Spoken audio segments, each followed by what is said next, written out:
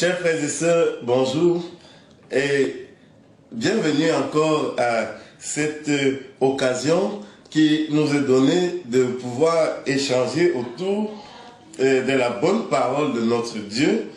Et je voudrais que nous méditons aujourd'hui l'histoire d'un roi en Israël qui s'appelait Osias.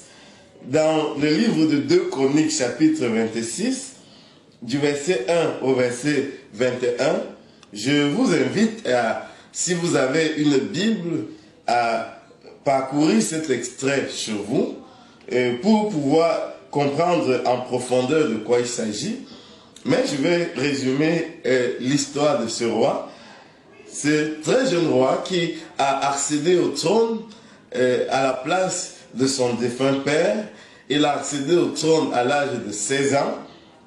Et dès les premières années de son accession au trône, il a réjoui le cœur de Dieu parce qu'il faisait comme son père. Il posait des actions positives qui réjouissaient le cœur du Seigneur. Il a suivi les traces de son père dans la pratique du bien, dans la soumission à Dieu.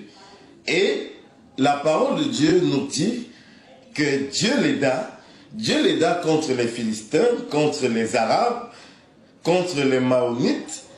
Le Seigneur a fortifié son trône parce qu'il avait un cœur dévolu à la crainte de Dieu. Le Seigneur lui a donné de la sagesse. Il a fait venir un ingénieur qui a fait des inventions remarquables dans le royaume. Et c'est ainsi que, avec la grâce de Dieu, l'empire a été fortifié. Le royaume d'Osias a été consolidé. Toutefois, une partie triste de cette histoire, c'est comme la parole de Dieu nous fait connaître, quand Osias a atteint son apogée, lorsqu'il fut puissant, la parole de Dieu nous dit que son cœur s'éleva pour le paître. Lorsqu'il fut très puissant, il a mis en oubli que sa progression n'était possible qu'avec l'aide de l'Éternel. Il a oublié que c'est grâce à Dieu, ce n'était pas par son mérite, c'est grâce à Dieu qu'il était devenu ce chef imposant, ce chef respecté, ce chef influent. Son cœur s'éleva pour le paître et il se croyait capable de faire n'importe quoi. Même ce qui ne lui était pas destiné, ce qui ne lui était pas permis. Il a cru que dans sa toute-puissance de roi, il pouvait entrer dans le temple et offrir le sacrifice à Dieu comme il voulait. Au mépris de la réglementation, des règles qui étaient édictées par le Seigneur qui lui-même avait désigné des personnes appropriées pour le sacerdoce de sa maison. L'orgueil trouva une grande place, pour ne pas dire toute la place. L'orgueil prit toute la place dans le cœur d'Osias. Et il méprisa l'Éternel. C'est ce qui arrive à un grand nombre de personnes aujourd'hui. Plusieurs personnes oublient que c'est par la grâce de Dieu qu'ils sont ce qu'ils sont. Plusieurs personnes oublient que sans Dieu, elles ne vivraient même pas. Tu oublies que sans l'intervention de Dieu, tu ne serais même pas à mesure de prendre soin d'un seul enfant. Tu oublies que sans l'intervention de Dieu, sans l'assistance de Dieu, tu ne serais pas le responsable établi dans tel ou dans tel autre domaine de la vie. Mais la grâce de Dieu a été ton partage. Au lieu que tu rendes gloire à Dieu, que tu reconnaisses que c'est lui qui a le mérite de tout et que tu t'inclines devant sa majesté pour le célébrer, pour lui rendre grâce, tu te frappes la poitrine. Or, frères, sœurs, la parole de Dieu nous dit que Dieu ne laisse pas sa gloire à un autre. Dieu ne donne pas sa gloire à un autre, ni son honneur aux idoles. L'être humain est créé pour servir Dieu. Le sens même de notre existence, c'est la soumission à Dieu. L'être humain est créé pour honorer Dieu, pour rendre gloire à Dieu. Car nous sommes absolument rien. Nous ne sommes rien. Poussière de la terre. C'est Dieu qui est tout. C'est Dieu qui fait tout. C'est Dieu qui donne tout. Apprenons à rendre gloire à Dieu. Ne tombons pas dans le même piège qu'Ozias. Il a méprisé Dieu. Et lorsque le serviteur de Dieu est venu reprendre Ozias, ce dernier, dans son orgueil, s'est mis en colère. Il s'est fâché. Parce que pour lui, qui était Azaria? Qui était ce serviteur de Dieu pour le reprocher, pour lui dire ce qu'il doit faire ou ce qu'il ne doit pas faire? Il a fallu que le serviteur de Dieu prenne avec lui près de 80 personnes. Et même jusque-là, Ozias a refusé d'obtempérer jusqu'à ce que Dieu lui montre que c'est moi l'Éternel, c'est moi Dieu, c'est moi le Tout-Puissant, l'Omnipotent, et que toi, Ozias, tu es l'œuvre de mes mains, tu es ma créature. Il a été frappé de la lèpre, il a été ridiculisé et humilié. Ozias a été réduit à sa plus simple expression.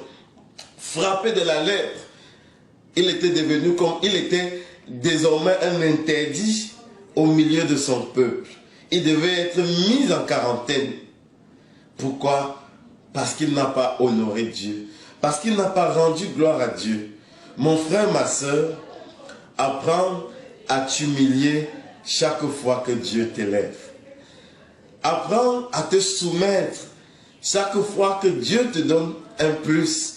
Car Dieu résiste aux orgueilleux, mais il fait grâce aux humbles.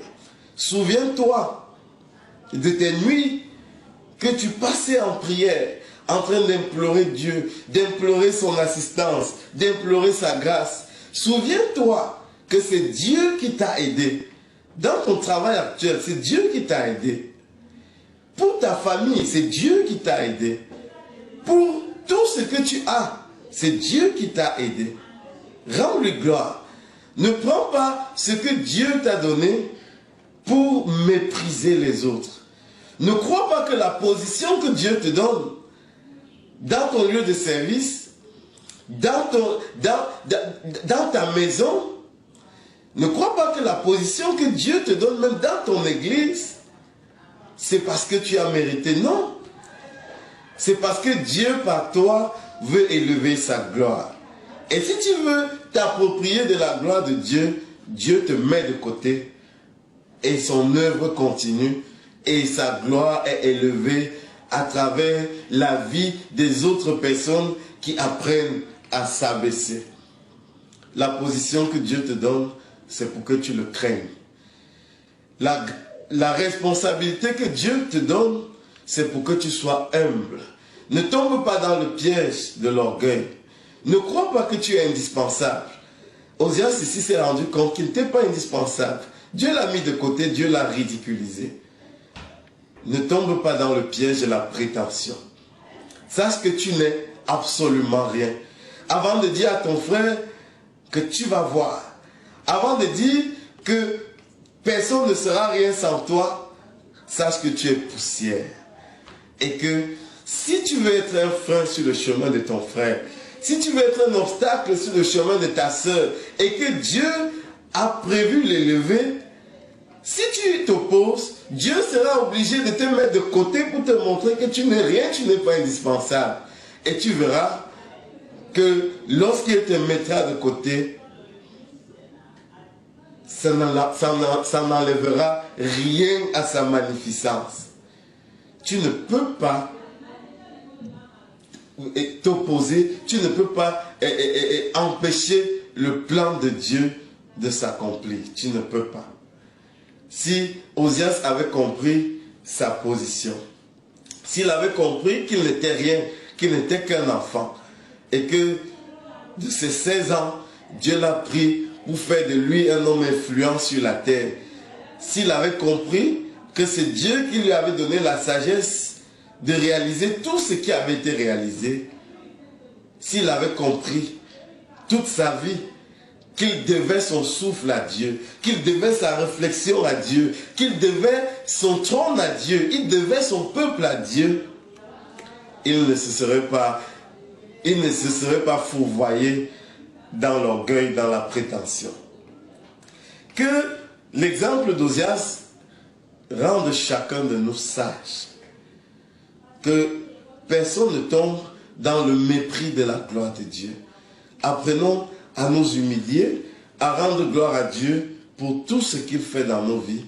Et la meilleure manière de lui rendre gloire, c'est de lui obéir, c'est de faire tout ce qu'il nous demande de faire, c'est d'aider le prochain, c'est de vivre dans l'humilité et dans la soumission.